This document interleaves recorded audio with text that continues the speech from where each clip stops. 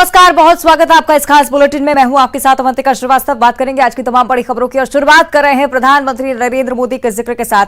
देश की 11वीं और मध्य प्रदेश की पहली वंदे भारत ट्रेन की सौगात आज प्रधानमंत्री ने दी है। उन्होंने रानी कमलापति रेलवे स्टेशन से वंदे भारत ट्रेन को हरी झंडी दिखाकर दिल्ली से रवाना किया। हरी झंडी दिखाने से पहले पीएम ने ट्रेन में सफर कर रहे भोपाल के कई स्कूलों के स्टूडेंट से भी मुलाकात की है। ये 5 तस्वीरें उनके दौरे से जुड़ी आपको दिखा रहे हैं टीवी स्क्रीन पर। इधर पीएम को देखने के लिए और वंदे भारत एक्सप्रेस में यात्रा का अनुभव लेने के लिए स्टूडेंट्स में भी गजब का उत्साह देखने को मिला। स्टूडेंट्स ने कहा कि उनके लिए गर्व की बात है कि पीएम मोदी ने अपने संबोधन की शुरुआत में इंदौर हादसे पर दुख जताया है। वहीं उन्होंने ये भी कहा कि वंदे भारत से जहां पर्यटन और रोजगार को बढ़ावा मिलेगा, तो वहीं लोगों के लिए अच्छी सुविधा भी मिलेगी और अब भोपाल से दिल्ली का सफर भी चंद घंटों में ही पूरा हो जाएगा। ये 21वीं सदी में नई सोच का भारत है। उन्होंने कांग्रेस पर भी जमकर तंज कसा और कहा कि सालों तक एक ही परिवार पहला परिवार रहा।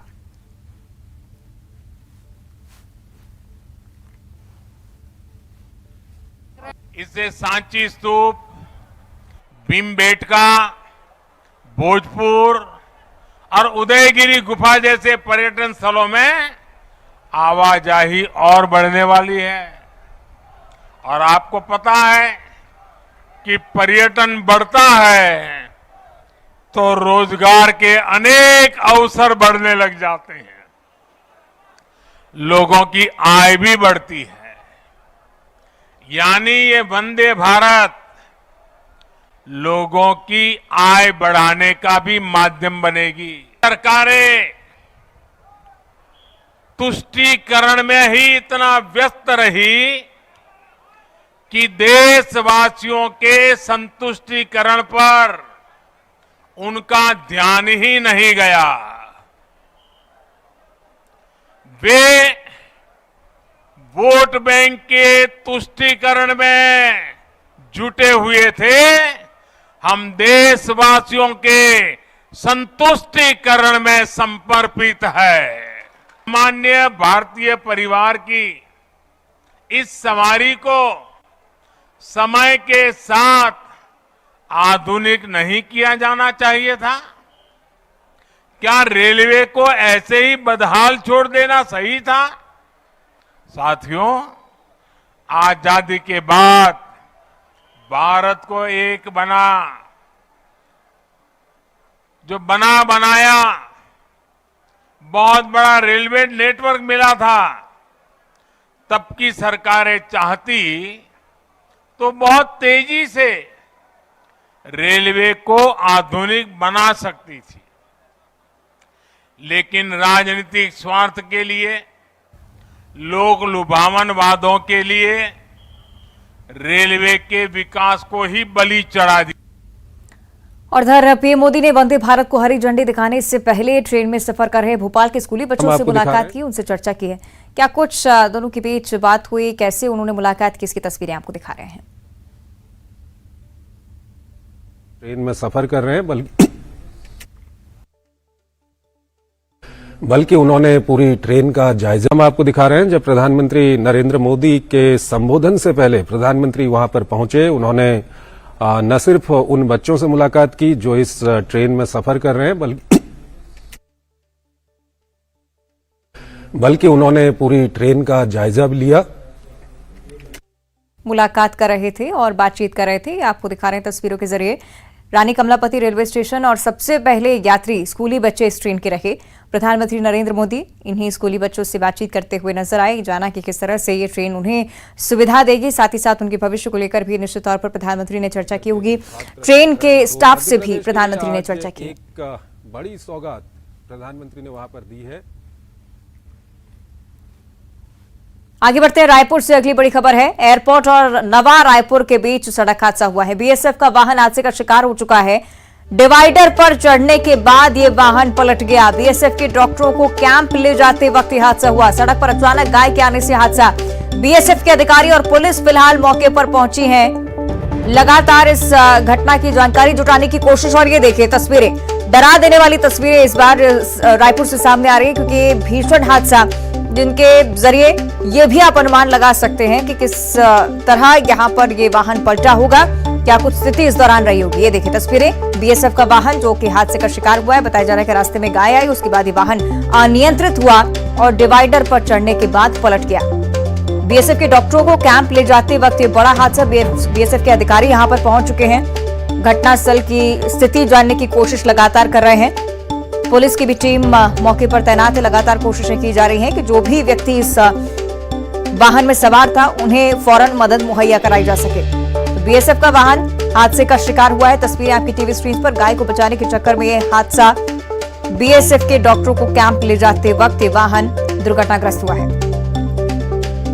सड़क पर अचानक गाय आ जाने की वजह से वाहन अनियंत्रित हो गया और इतना भीषण हादसा। ये तस्वीरें आप देख रहे हैं, डिवाइडर पर पलटा हुआ वाहन साफ तौर पर नजर आता है और आप अंदाजा लगा सकते हैं इस हादसे की गंभीरता का भी। वाहन भी पूरी तरह से क्षतिग्रस्त हुआ है। सहयोगी युगल हमारे साथ फोन लाइन पर जुड़ रहे हैं। युगल, क्या कुछ जानकारी इस हादसे से जुड़ी? देखिए अवंतिका, ये बुलेरो वाहन था CG04 MN 8731। ये जो बीएसएफ के जो चिकित्सक थे उसे एयरपोर्ट से लेकर के जा रहे थे और इसी दौरान नया रायपुर एयरपोर्ट के बीच में अचानक जो गाय है वो आ गई सड़क पर, जिसे बचाने के चक्कर में जो बुलेरो है वो पूरी तरह से डिवाइडर में टकराई, उसके बाद पलटी हो गई है। और गनीमत यह है कि किसी भी व्यक्ति या डॉक्टर वहां पर थे, मौजूद थे और बुलेरो में, उन्हें किसी तरह की चोटें नहीं आई है और उन्हें सकुशल ले जाया गया है बीएसएफ कैंप। और इस तरह से अचानक चूंकि रफ्तार भी कुछ ज्यादा थी बुलेरो की और इस बीच अचानक से गाय आ जाने की वजह से दुर्घटना घटित हुई है। किसी तरह की किसी को गंभीर चोटें नहीं आई है, ये अच्छी बात कही जा सकती है। चलिए, राहत की बात यही कि सभी लोग सुरक्षित हैं। शुक्रिया आपका युगल जानकारी के लिए। और अब ग्वालियर से इस वक्त एक बड़ी खबर। मुराद छावनी इलाके में ई रिक्शा पलट गया है। रिक्शा पलटने से 5 लोग घायल हो चुके हैं। मंत्री ने घायलों को अस्पताल भी भिजवाया। 2 महिलाओं सहित 5 लोग घायल हुए। घायलों को देख मंत्री भारत सिंह कुशवाहा ने काफिला वहां पर रोका। मंत्री ने अपनी काफिले की गाड़ी में बैठाकर घायलों को अस्पताल पहुंचाया। ये देखिए घटनास्थल की तस्वीरें। मुराद जिला अस्पताल में घायलों का इलाज लगातार चल रहा है। एक वाहन ई रिक्शा जो कि यहां पर पलट गया, 5 लोग इसमें सवार थे जो कि बुरी तरह से घायल हुए। मंत्री भारत सिंह कुशवाहा वहां से गुजर रहे थे, उन्होंने काफिला अपना रुकवाया। उसके बाद इन तमाम घायलों को फौरन जिला अस्पताल पहुंचाया है। तो घटनास्थल की ये तस्वीरें आप देख रहे हैं। 2 महिलाओं सहित 5 लोग बुरी तरह से घायल हुए हैं। 5 का इलाज फिलहाल अस्पताल में लगातार जारी है। मंत्री भारत सिंह कुशवाहा जो कि अपने काफिले की गाड़ी में ही बैठाकर इन 5 घायलों को अस्पताल लेकर पहुंचे, सबसे पहले सहायता उपलब्ध कराई, मुहैया कराई। आसपास भी देखिए लोगों की भीड़ जमा हो गई थी क्योंकि गंभीर हादसा, ई रिक्शा दुर्घटनाग्रस्त हुआ है, पलट गया है।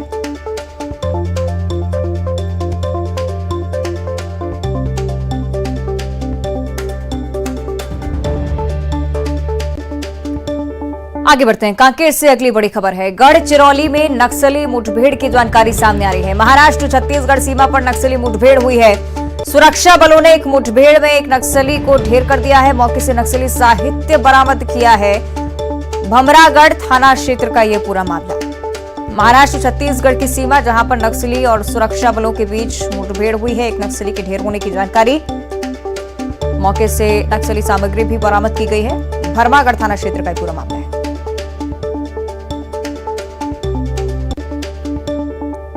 और अब बात करेंगे श्योपुर जिले की, जहां बिजली कर्मचारी की दबंगाई का एक वीडियो लगातार वायरल हो रहा है। 8 से 10 गुंडों को बुलाकर दुकानदार को लाठी डंडों से पीटने का आरोप लगाया जा रहा है। मामूली बात को लेकर ये पूरा विवाद हुआ। शहर के पारी रोड इलाके में एएसपी के बंगले के सामने का ये पूरा मामला आपको बता रहे हैं। सीसीटीवी फुटेज आप देखिए इस घटना के।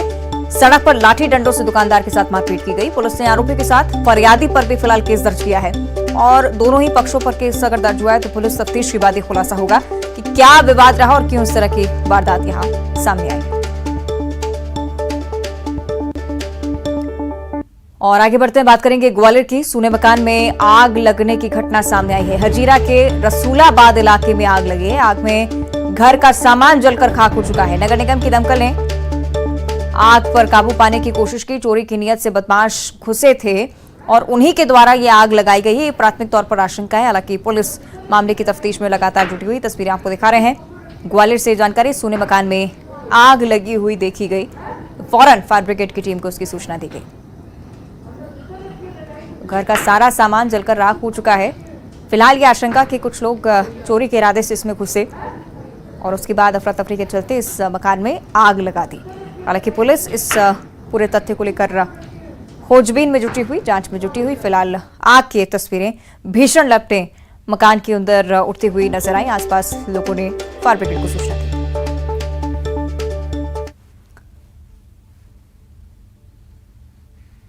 और अगली खबर छतरपुर से है, जहां हतना गांव में गोली चली है। एक युवक और छात्रा को गोली लगी है। दोनों की हालत गंभीर बताई जा रही है। गांव के ही युवक पर गोली मारने का आरोप लग रहा है। गोली चलने से हतना गांव सदमे में दहल उठा है पूरा गांव, क्योंकि लोगों में भी अब दहशत है। घायलों को जिला अस्पताल में भर्ती करवाया गया है। घटना का कारण अभी तक पता नहीं चल पाया है। ओरछा रोड थाना पुलिस फिलहाल मौके पर पहुंची है, घटना की तफ्तीश कर रही है। परवेश यादव जी। कहाँ के रहने वाले? हतना। बच्ची क्या घटना हुई है क्या? गोली चली सर, बच्चे पेपर दे भी आई थी पठा पर। कितने बच्चे की उम्र थी, क्या नाम था? बच्ची का नाम है दक्षिणा, लड़का का नाम है रहीस। क्या हुआ है, किन लोगों ने चलाई क्या? मिट्ठू के लड़कन ने। कितने लोग थे? कैसे मारी है गोली, कहाँ कहाँ लगी है? गोली लड़का के लगी है नाक में और बच्ची के लगी टुड़ी लो। कितने लोग थे? 3 लोग। क्या काम करते हैं यहाँ? जिनने गोली मारी क्या काम करते हैं? कोई नहीं, गुंडागिरी। कहाँ गए? माना कई वे गोली चलाई, एक बार नहीं कई वे गोली चलाई, कई वे उनकी रिपोर्टें आई, लेकिन पुलिस प्रशासन माने कोई इंक्वायरी नहीं माने ढंग से कर रहा है। कहाँ गए? हाथ नहीं के। कितने बजे की घटना है? जब और 11:15 के बीच है। और कल जगदलपुर में मशाल जुलूस में कई कांग्रेसी कार्यकर्ता झुलस गए थे, जिनमें से 2 कार्यकर्ता गंभीर रूप से घायल हो गए थे और उन्हें जगदलपुर से रायपुर रेफर किया गया था। दोनों कार्यकर्ताओं का रायपुर के डीकेएस अस्पताल में इलाज चल रहा है। और घायल कार्यकर्ताओं से मिलने के लिए आज प्रदेश प्रभारी कुमारी शैलजा डीकेएस अस्पताल पहुंची। साथ में मंत्री कवासी लखमा आपको नजर आ रहे होंगे। पीसीसी अध्यक्ष मोहन मरकाम भी साथ में मौजूद रहे।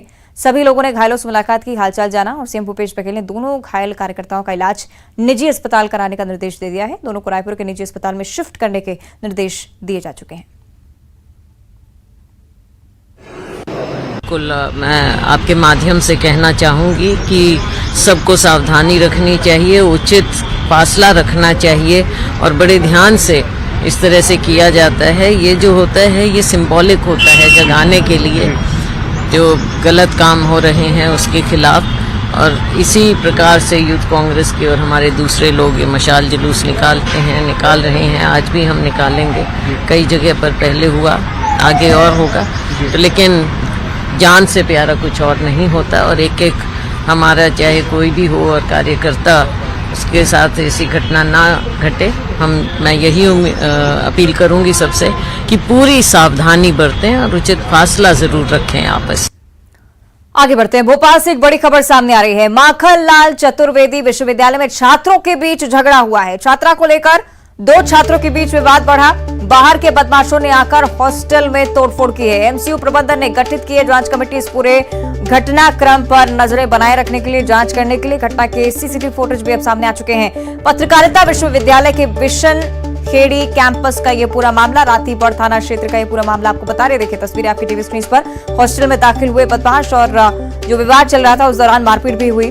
तस्वीरें आपकी टीवी स्क्रीन पर। लगातार कोशिश की जा रही है प्रबंधन की तरफ से इसकी तफ्तीश की जाए। माखनलाल चतुर्वेदी विश्वविद्यालय के छात्र थे। एक छात्रा को लेकर ये पूरा विवाद शुरू हुआ था और उसके बाद बदमाशों ने हॉस्टल के अंदर आकर मारपीट शुरू की।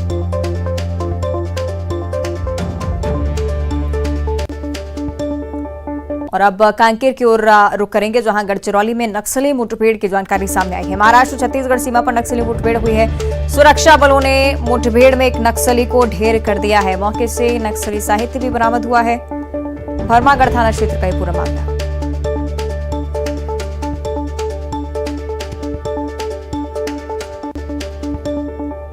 और राजधानी रायपुर का जिक्र करना आज बहुत जरूरी है कि आज एक बार फिर से चाकूबाजी की घटना रायपुर से सामने आई है। निरंतर इस तरह की घटनाएं, इस तरह की वारदातें राजधानी से सामने आ रही हैं। इस बार तेली बांधा इलाके का ये पूरा मामला बताया है, जहां जुलूस में डीजे की धुन पर नाचने के दौरान विवाद शुरू हुआ। नाचने के दौरान टक्कर हुई। इसके बाद टकराने के बाद जो विवाद बढ़ता चला गया। विवाद के बाद आरोपी शुभम ने सुशांत शेंद्रे को चाकू मार दिया। घटना के बाद आरोपी मौके से फरार हो गया। तेलीबांधा थाना क्षेत्र की घटना है। पुलिस आरोपी की तलाश कर रही है।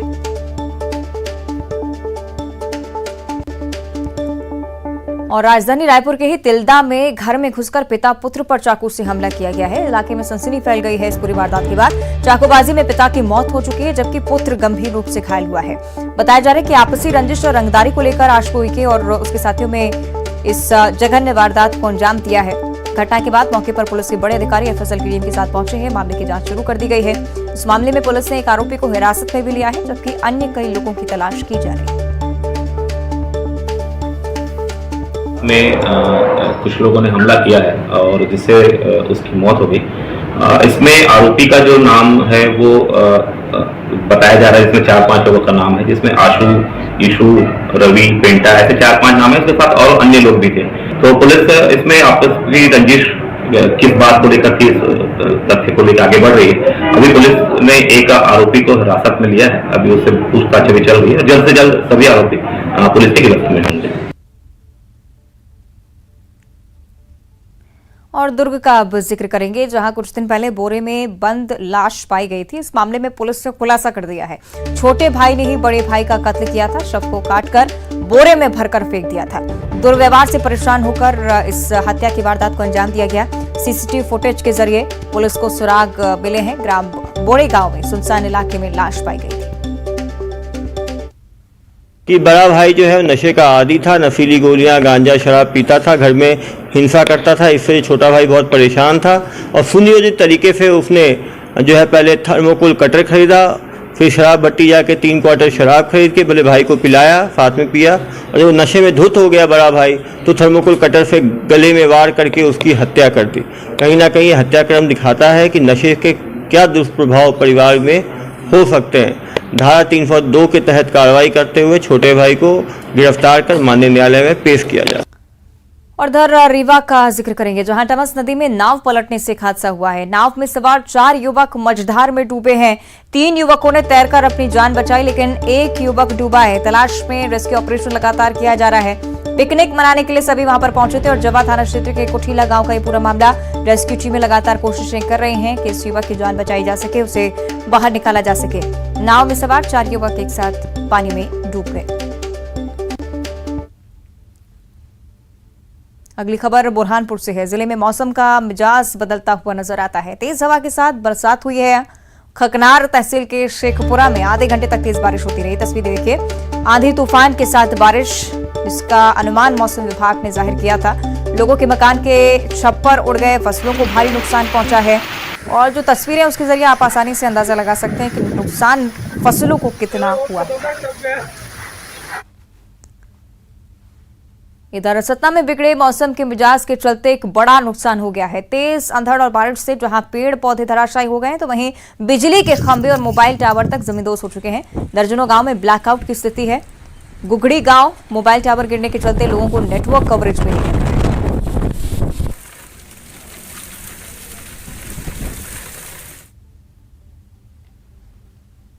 और छत्तीसगढ़ के मौसम को लेकर आपको जानकारी दें, मौसम विभाग ने येलो अलर्ट जारी किया है। कुल मिलाकर 3 जिलों के लिए ये येलो अलर्ट जारी किया जा चुका है। बस्तर संभाग के 3 जिले दंतेवाड़ा, सुकमा और बस्तर, और इनसे लगे जिलों में भी बारिश को लेकर अलर्ट जारी हुआ है। गरज चमक के साथ आकाशीय बिजली गिरने की भी संभावना। दंतेवाड़ा में तेज हवाओं के साथ बारिश, आंधी का दौर लगातार चल रहा है। इसके कारण लोगों का जनजीवन भी प्रभावित हो गया है।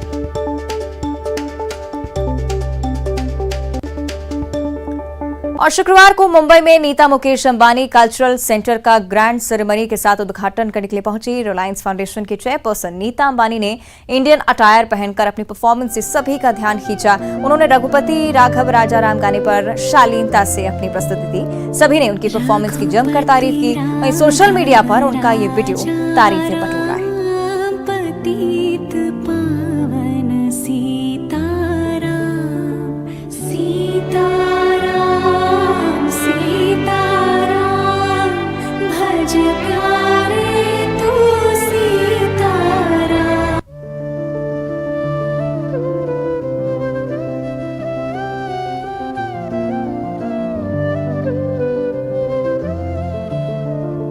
रघुपति राघव